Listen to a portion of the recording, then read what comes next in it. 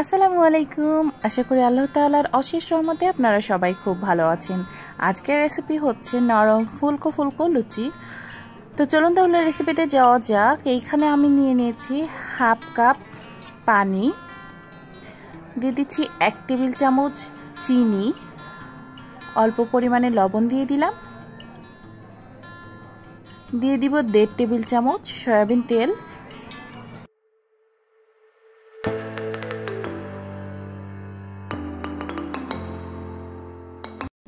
পানির সাথে লবণ চিনি একসাথে ভালোভাবে মিক্সড করে নিব।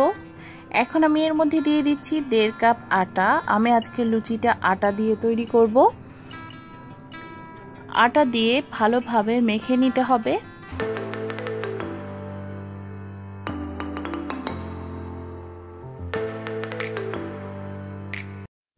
এখন আমি অল্প অল্প করে পানি দিব আর আটাটা ভালো করে মথে নিব।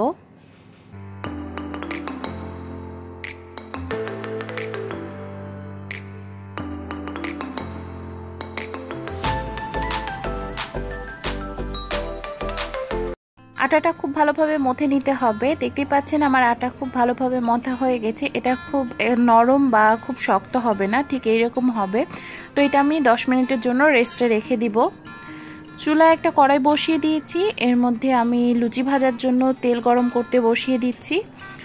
10 মিনিট হয়ে গেছে। এখন আমি আটাটা আরও একটু মথে নিচ্ছি। এখন আমি এই আটা থেকে লিচি কেটে নিব।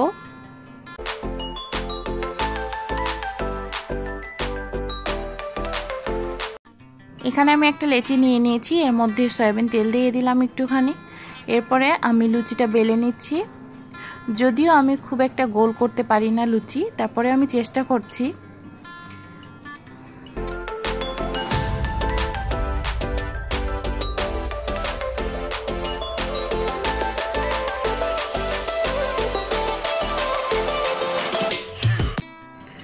আর তেল দিয়ে লুচিটা বেললে খুব ভালো হয়। তো আমি তেল দিয়ে লুচিটা বেলে নিচ্ছি। এভাবে আমি কয়েকটা লুচি প্রথমে বেলে নিব।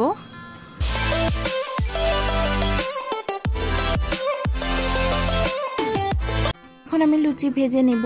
তেলটাও গরম হয়ে গেছে। এখন আমি একটা লুচি দিয়ে দিলাম। দেখতেই পাচ্ছেন এটা খুব সুন্দরভাবে ফুলে উঠেছে। এটা একটুখানি চেপে চেপে আমি ভেজে নিচ্ছি। তো এক পাশ ভাজা হয়ে গেছে, আমি উল্টিয়ে দিলাম। তো দেখতেই পাচ্ছেন কত সুন্দরভাবে ফুলে উঠেছে লুচি। তো আমার লুচি ভাজা হয়ে গেছে, এটা তুলে নিচ্ছি। এইভাবে আমি সবকটি লুচি ভেজে নিব।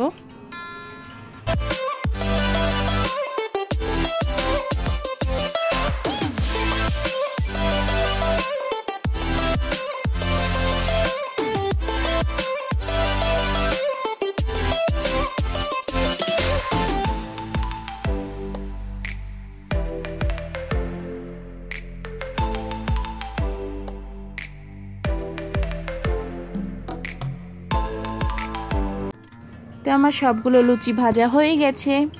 দেখতেই পেলেন কত সুন্দরভাবে লুচিগুলো ফুলে উঠেছে এবং ফুলকো ফুলকো লুচি হয়েছে। আর এটা অনেকক্ষণ ধরেই কিন্তু সফট থাকে। আজকে লুচি আমি আলুর তরকারির সাথে সার্ভ করেছি। তো আশা করি আমার এই ফুলকো লুচির রেসিপিটি আপনাদের ভালো লেগেছে। ভালো লাগলে লাইক শেয়ার কমেন্ট করতে ভুলবেন না। সবাই ভালো থাকবেন। ফিরে আসবো নতুন আরও একটি রেসিপি নিয়ে। আল্লাহ হাফিজ।